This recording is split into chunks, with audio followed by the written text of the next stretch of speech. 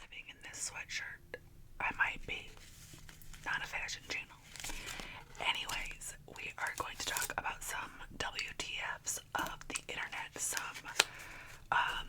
things about some true crime stuff, some things about some celebrity stuff or influencer stuff, a grifter, and a couple things that were on the newest release of the files.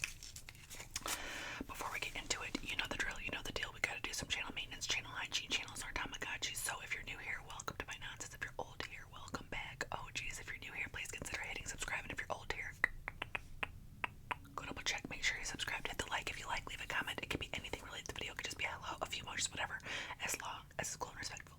Hit the notification bell. As always, I've linked my tip jars down yonder in the description box. No pressure whatsoever, but every $2 helps. That is what allows me to continue to make content. Also, you are invited to my Patreon. I know not everybody can come, but you can't say you weren't invited. Link to my Patreon is down below, and I post a lot over there. If you want extra content, but you don't want to leave this platform, you can join YouTube memberships by clicking join below or going to my channel page, clicking the join button. That is content that's exclusive to YouTube members. Okay. The first thing that I came across, I kind of keep a running list of stuff that YouTube videos that I watch that I'm like, oh, wow. And the first one is this, a Baton Rouge school counselor. So, I mean, he was vetted, right? He works at the school. They run background checks. He must not have had anything criminal in his past, but anyways, he got hired at I think it is a middle school because of the age of the kids he was doing. Maybe it was high school, but I think it was a middle school. And this Baton Rouge area counselor got arrested, and all of these texts came out. He had been texting a young girl. We don't know, maybe it was more than, but we know that he was texting this young girl. I think she was 13 or 14. And they showed the texts. Listen, he was texting her like, oh damn, I didn't even know you were a student. I was about to holler at you. And you know, she's a young girl, she doesn't know what to say back, so she just responds like, oh wow, or something. And he just keeps going, well, what would you have said if I did holler at you? He'll say things like, oh, I saw you walking, you don't have to walk, I can always give you a ride, or where do you live by, or I can pick you up, just message me, you know, I'm out there all the time, I'm out there that way, because I think he was coaching too, or doing something, I don't know. He was hearting like her selfies and stuff. I don't know if it got to the point where he, I don't know what other lines were crossed, but it did show all that stuff, and I know that he was arrested because that falls under grooming. And instead of like letting this play out and letting justice be served, this guy goes to an abandoned middle school somewhere else, some abandoned school, and offs him at that school. I mean, my guess is that even more was about to come out. This guy was 44 years old, hollering at a 14, and he knew exactly. You never thought that wasn't a grown-up.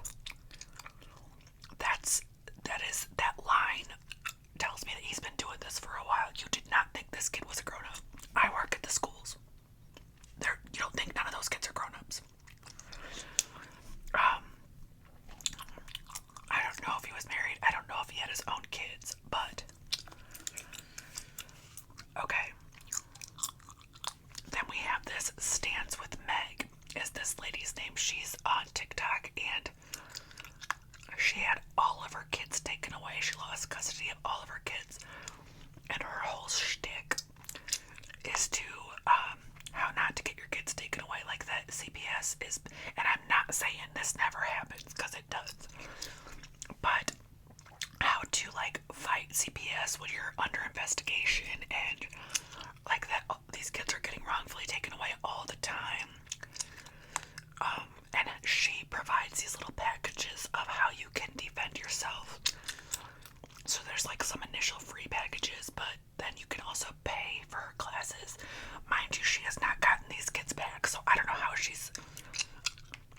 this is what you should do when she hasn't ever got her kids back in over a year.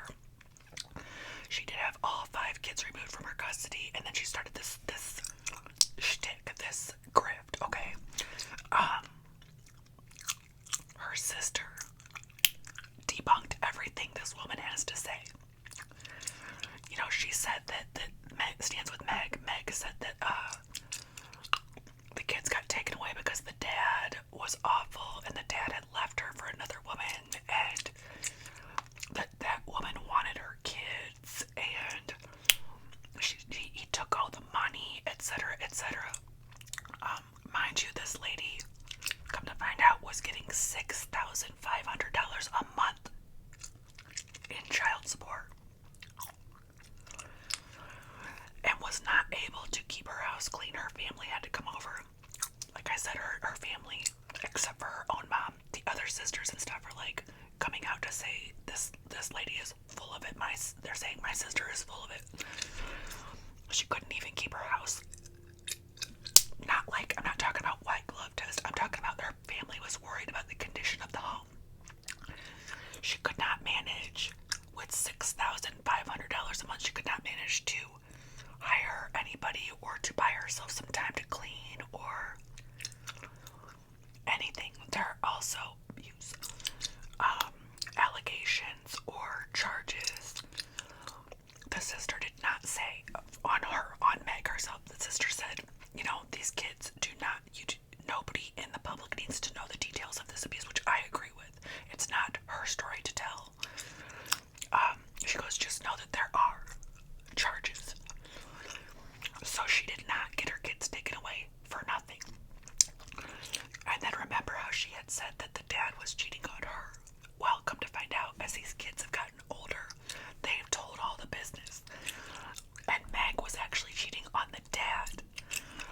And then telling her kids that if they told anybody, she would send them to foster care. She is an extreme narcissist. I don't need medical documentation. You can just see it. She films these videos. Anybody that does this, first of all, she gets herself completely made up, okay? Like full face, okay?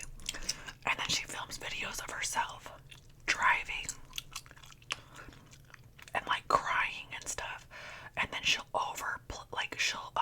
do a voiceover to it later of how she's brokenhearted and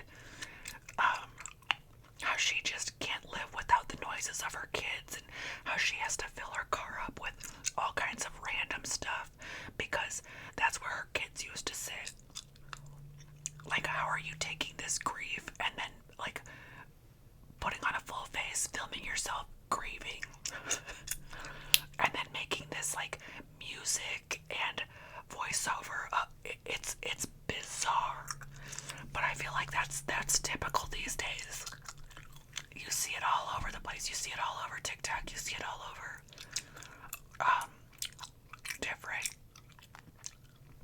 whatever. Anyway, her family's all come out and said, like, stop giving this lady money, stop supporting this lady. She is a nutcase, and they said we did everything we could. She goes, we used to hire cleaning. We used to come over and take the kids for a weekend so she could get the house together. And then she gets into other things that the family finally decided that they were the ones that her own family were the ones that were going to call CPS. At that time, they still thought her ex was a demon because they were listening to what Meg was telling them. But after the kids were removed and the family was dealing with the dad to see these kids, they were like, oh, he seems good. She was probably lying to us the whole time. She also, and I saw in the comments, I don't even remember where I watched this, but I remember scrolling to the comments. Some people were saying she seems like she's got like an addiction. And I would say, you know, if I had to say, I think she could be a popper. She seems like a popper to me.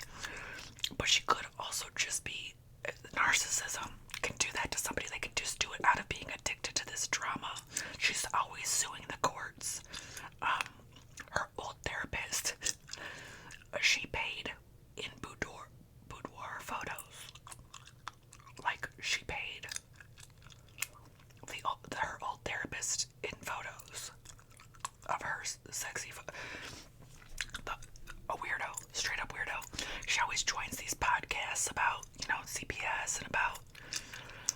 system and full glam. Okay, so then we have Tara Lynn / Tara's World. This is an influencer. I don't keep up with many influencers, but she's up there. She's up there in influencer world to the point where I think she's also got she definitely has an OF. So I don't know where she makes most of her money from. I'm guessing the OF. Anyway, she will come straight on and say the weirdest stuff. Like her whole channel is her being spastic and be like, oh my god, I got so mad today that I like broke a plate. Whoa. Or she'll come straight on to her channel and be like, I'm trying to get into a scandal. I'm trying to get what ideas do you have so that I can get involved in a scandal? She'll also come on and say, oh guys, I'm not allowed to link my OF anymore, so I'm broke. As in, like, could you help me? Well, the other, like, I guess several weeks ago, because this was New Year's Eve, she had posted this top that she wanted, this pearl.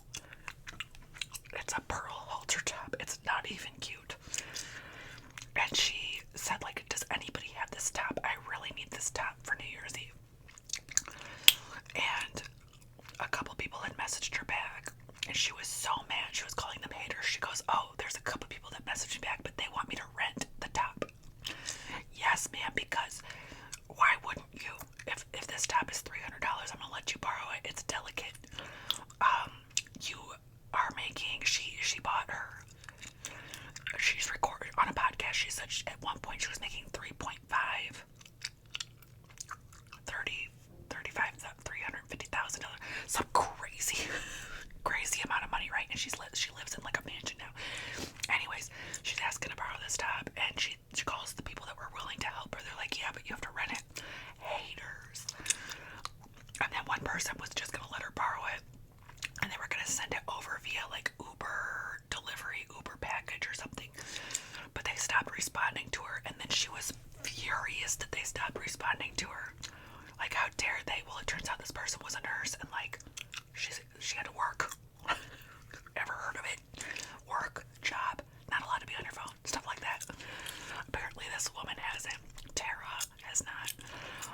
So the person did eventually come back online. She was like, whoa, I was at work, but now forget it, right? Because psycho. Yeah, and then, speaking of this mansion, she bought this mansion at what she could afford at her peak, right? But she's not at her peak anymore. She's not making, so she's stuck with this mortgage, and she seems like a total freaking dingbat. Anyway, Tana Manju is how you say her last name. This other influencer, she spoke out about this whole halter top business and was saying how awful it is that her as an influencer asks her fans to do this kind of stuff for her because she needs to use her own money and her own resources but you shouldn't be asking. There's like a power dynamic, you know, a fan and their idol, or you shouldn't be doing that. You shouldn't be having that kind of relationship with them. And she actually filmed it. She filmed it in the pearl. She showed how she got the pearl halter top herself because she wanted to get it, and she's like, this is how I use my resources as an influencer to get what I want without begging my fans to Uber deliver their own top. Like, and it seems so silly to me because why can't you just find a different shirt to wear? Why is this such an important shirt for you to have this night? Wear it up, you know, keep trying to look for it, wear it on Valentine's Day or something. I just, it's beyond me. It's beyond me. Okay. Now, I have not seen everything that's in this new files drop because I think it's so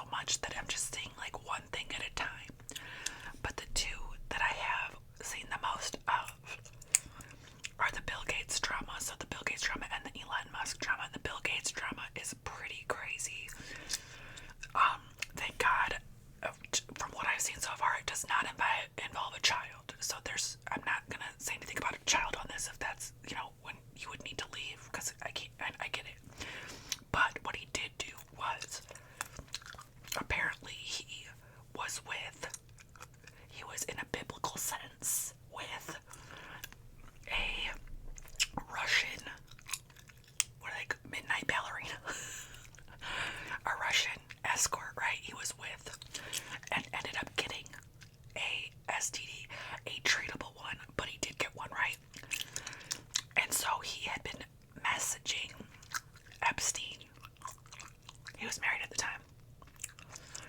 And his messages included asking how he could cure his wife without her knowing that she ever had the STD.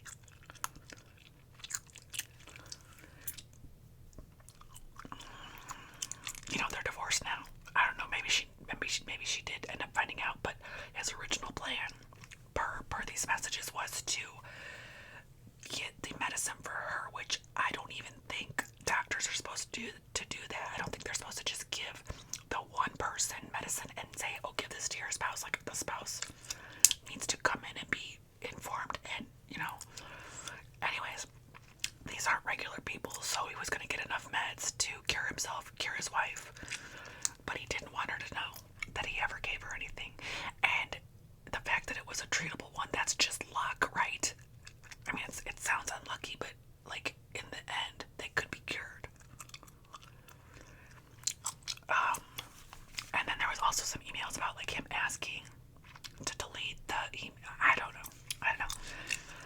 And then Elon Musk asking Epstein to go.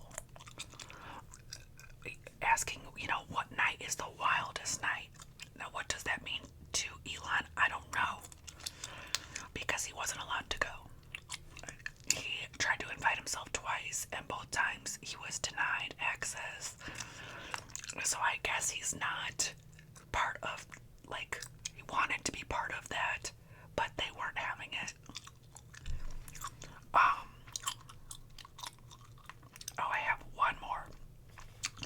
And my mom sent this to me, but I don't think it's new. Ashley Banfield posted it, but I don't think it's new because in the beginning she had her dog there still in her. I know that her dog recently passed away, as like around a little before Mondo did, but it was released recently, and it is about a substitute teacher. Okay, they start showing pictures of her, and I'm like, okay, there's drugs involved. These pictures are of her, like, very sensual photos that are just from her own internet space, so whatever, but she'll be, like, in, like, a bikini, and you look at the background, and it's just trash everywhere, like, piles of clothes, like, just littered floor, like, ma'am, you are an adult now, and you're taking pictures like you're 14 years old. Well, no 14-year-old, but like, let's clean up the bed. Anyways, so she's very hyper sexualized character on her own social medias, which I think is odd because when you're gonna assume this position as a teacher, right? You should clean up your social media accounts because what if the kids find it? Now, if it's old stuff and you can't even get into those accounts, I guess whatever, but this is who she was as a person, okay? Because now it's gonna go dark. We're gonna get into stuff that happened to kids again. So apparently she was giving substances to these little boys. They were 13, I think, and 14 years old. Giving them mushrooms, taking them away on little trips, showering with them.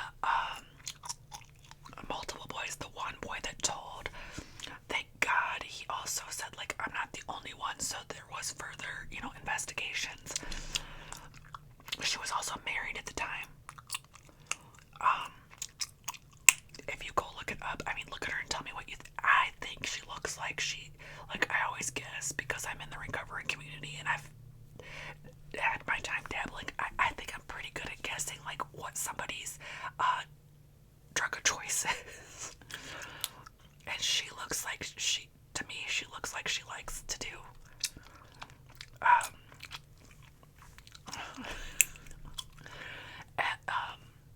don't even know if you're allowed to say it, but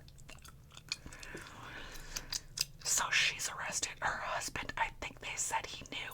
He did end up filing for divorce, but it was so long after. I think they said he knew and he didn't come forward. He was informed and did not come forward. Something like that. Anyways, so that's where we're at with what I've seen over the past week or so on YouTube, Instagram, stuff like that. If you watched this all the way to the end, thank you very much. I hope you have a good rest of your also to